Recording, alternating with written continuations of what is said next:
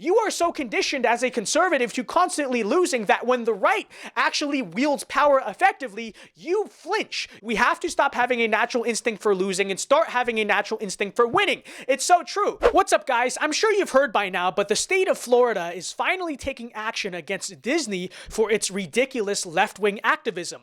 On Friday, Ron DeSantis signed a bill stripping Disney World of its exclusive privileges that basically gave Disney an autonomous zone in the state of Florida where they aren't really subject to Florida law, which they really shouldn't have to begin with, especially if they're vowing to repeal the actions of the same state government that gives them those privileges. Now, in my opinion, this is one of the best things I've seen Republicans do in a while. Finally, an elected official is willing to say that we do not have to just stand there and tolerate the institutions that are waging cultural warfare on us. The conservative ecosystem frequently whines about woke corporations, but we never actually do anything about it. When we suggest going after them, when we suggest fighting back, it's, oh, that's big government. So finally, someone was willing to stop the excuses and actually fight back. Good for Ron DeSantis. But sadly, not all conservatives seem to feel the same way. This video will mainly be a response to Newsmax host and former Trump Counsel Jenna Ellis, who actually thinks that this is an example of conservative hypocrisy because of free speech. She tweeted out that, quote, "As much as I disagree with Disney's corporate statement, they have a right to support or not support legislation without government consequences. Their customers have a right to react with their dollars. DeSantis is over the line here." She goes on to say that everyone coming up with all kinds of crazy reasons I must be defending Disney other than that I always simply defend the Constitution is my new favorite thing, Twitter. Wow. Well, there's a lot of things that I want to say, but let's just start from the angle that the very premise of what she is saying is wrong. Yes, Disney may technically have a First Amendment right, but they don't have the right to a special tax-exempt district in the state of Florida. That is a privilege, and that is a privilege granted by the state of Florida that can be taken away by the state of Florida for any reason. That is not a violation of Disney's First Amendment. The First Amendment does not guarantee Disney the right to have a tax-exempt zone in the middle of a state. Nobody is stopping Disney from having free speech, although maybe someone should.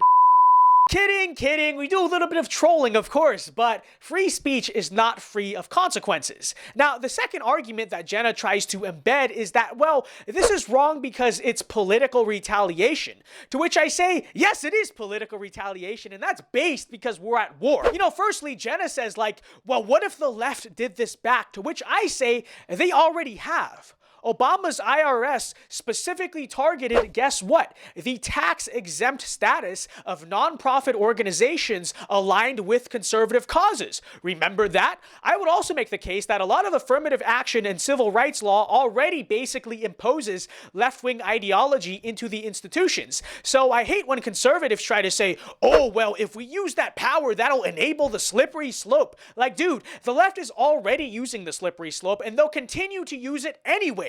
Either you fight back or you don't, but stop pretending like you're letting some unprecedented cat out of the bag when you actually do things that are effective. They're already doing or going to do what you don't want them to do. The only question is whether or not you will sit there and take it. But the other thing I'd like to say is that Disney is under a separate set of standards when they have such a special status from the government. And in terms of legal precedent and constitutional precedent, there is plenty of precedent for this, and it's not a violation of the First Amendment. For instance, federal employees are generally not allowed to campaign for political causes while they're on duty. Is that a violation of the First Amendment? No, it's not. When you're under contract from the government, there are certain guidelines that come with the job. As I brought up earlier, nonprofits are a great example. And I know this because I run a nonprofit. Similar to what Disney has in Florida, nonprofits are tax-exempt organizations. However, because they are tax-exempt, their free speech is under certain guidelines. For instance, if you are a 501c3, which is an educational charity, you cannot formally engage in legislative or political matters. This is why Turning Point USA, for instance, is not allowed to directly endorse candidates for office. If Turning Point did that, they would lose their tax-exempt status. And that's not a violation of their free speech. That's just the guidelines of coming with a tax-exempt status. Over at APU, we're a 501c4, which is a little bit different, but we still have similar guidelines guidelines too. Our guidelines are that we cannot engage over 50% of our resources on political matters. Again, this is not a violation of our free speech. If we want to be an LLC, that's a limited liability corporation that pays taxes and is subject to the same law as everyone else, we could do that. But being exempt from taxes that regular businesses have to pay is not a right. It is a privilege, and it is a privilege that comes under certain guidelines. When you have Disney clearly acting inappropriately with that status while enjoying that special autonomous tax-exempt status, there really is no constitutional reason why Florida can't just repeal that tax-exempt status. For Jenna to pretend like this is some type of unprecedented violation of Disney's right to free speech is just ridiculous. It's not true. What Florida is doing has plenty of precedent, and yet she is picking this particular hill to die on. She's deciding to go out on a limb wrongly, based on a false premise, to defend Disney. And I guess the question is, why? To be contrarian? To be like, oh, I have principles. I will defend the left's right to destroy my country. That's what being a principled conservative means. Notice how all of these principled conservatives basically only just like to get mad when the right actually does something effective.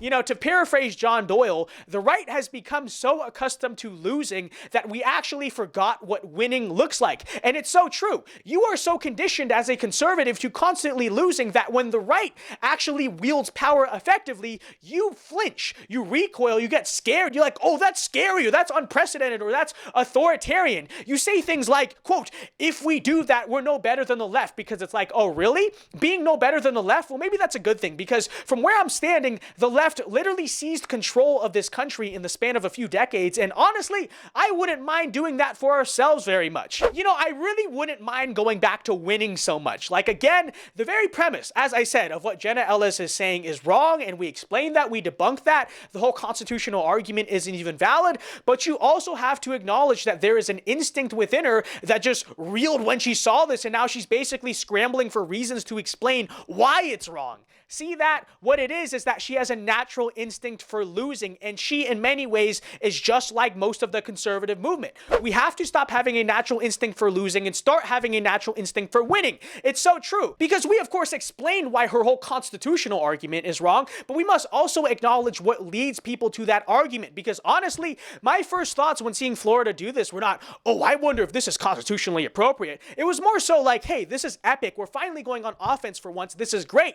And it's pretty clear that Jenna Ellis was scared because she's so used to being on defense. The moral of the story for the rest of you, get used to going on offense, because if not, you're going to end up like her, and the conservative movement is going to end up in the trash can like it already is. I'm not necessarily saying, okay, let me be clear, to throw out the entire Constitution, but the truth is, way too many of you guys are way more obsessed with your legal precedent than you are with actually saving your country. It's true, and the courts are a great example of this. Part of the reason why our conservative justices suck so much is because we tell ourselves things like judicial activism is not a conservative principle. People actually using the bench to do things, that's not the way the conservative court is supposed to work. And so what we get are a bunch of activist judges on the left and a bunch of do-nothing judges on the right. Finally, for once, a right-wing activist judge does something, and guess what? Now you don't have to wear a mask on an airplane anymore. Imagine if we had activist politicians then on issues like big tech and academic indoctrination. Yeah. It really is that simple if some of you would stop conditioning yourselves to just losing all the time. But I guess that's really too much to ask. It's like you call yourselves principled conservatives as if there's anything principled about allowing the left to destroy America and conservatives. Oh, by the way, let me just say the supposed principles you stand for aren't really that conservative either, but I digress. Anyways, thank you very much for watching, ladies and gentlemen. That'll do it for today. We have a big week ahead of us. This Wednesday, I will be giving a very epic speech at the University of Mount Union in northeastern Ohio. Although that isn't entirely true, actually, because the university won't even let us host the event on campus, so it'll actually be at the Holiday Inn in Alliance, Ohio at 7 p.m. on Wednesday. That'll be great. I'll see some of you guys there. Very epic speech that I'm going to give. You know, that part of Ohio really is Trump country. It is the forgotten place of America. And so let me just say, my speech will be tailor-made to American populism. My speech there is going to be quite epic. So I'll see a lot of you guys there, hopefully. If not, be sure to like and subscribe if you're new. Alpha moves only. God bless and peace.